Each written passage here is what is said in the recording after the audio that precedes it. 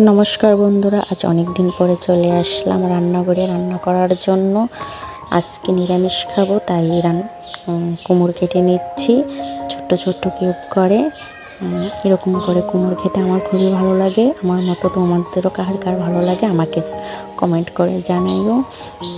এখন আমি রান্না করার জন্য সুন্দর করে কেটে নিচ্ছি, তোমরা দেখতে থাকো ভিডিও। আর আমি অন্য চুলায় বসিয়ে দিয়েছি ডাল সিদ্ধ হতে যাচ্ছে। এখন আমি কুমড়ো ভাজার জন্য দিয়ে দিলাম গরম তেলে শুকনো লঙ্কা, কালো জিরে ফোড়ন। আর এইদিকে চুলোয় আমার ডাল ফুটতেছে, তোমরা দেখতেই পাচ্ছ। ডালের ওপর একটু ফেনা পড়ে, যেটাকে এইভাবে চামচ দিয়ে তুলে ফেলতে হয়, না হয় ডাল রান্না করার পরে এটা ডালের ওপর ভাসতে থাকে, একটু অন্যরকম দেখায় ডাল।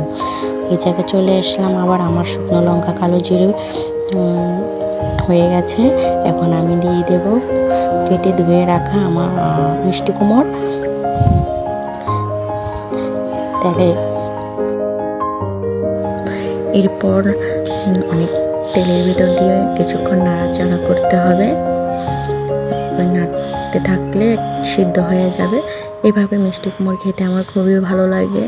গরম ভাতের সাথে মিষ্টি কুমড়টা অনেক ভালো লাগে, তোমরা একদিন খেয়ে দেখো। এখন দিয়ে দিলাম কাঁচা মরিচ ফেড়ে আর কিছুটা আদা কুচি, যা এই ভাজিটার ভিতর থেকে আদার যে একটা স্মেল আসে, সেটা খেতে খুবই ভালো লাগে।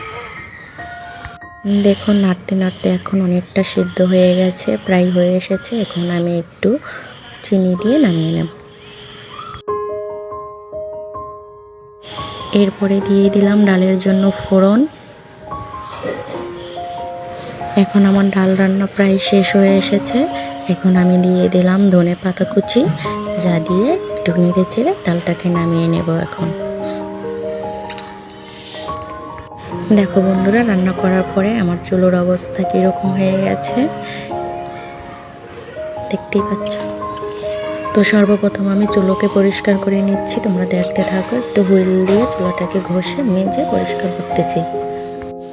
একটু ঘরটাকেও ঝাড় দিয়ে নিচ্ছি, একই সাথে ঘরে অনেক নোংরা পড়েছিল।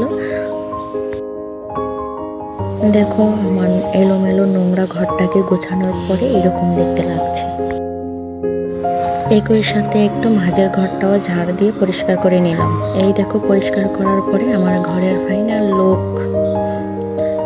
আমার এই কাজগুলো আজকে তোমাদের কার কার কাছে ভালো লেগেছে জানিও।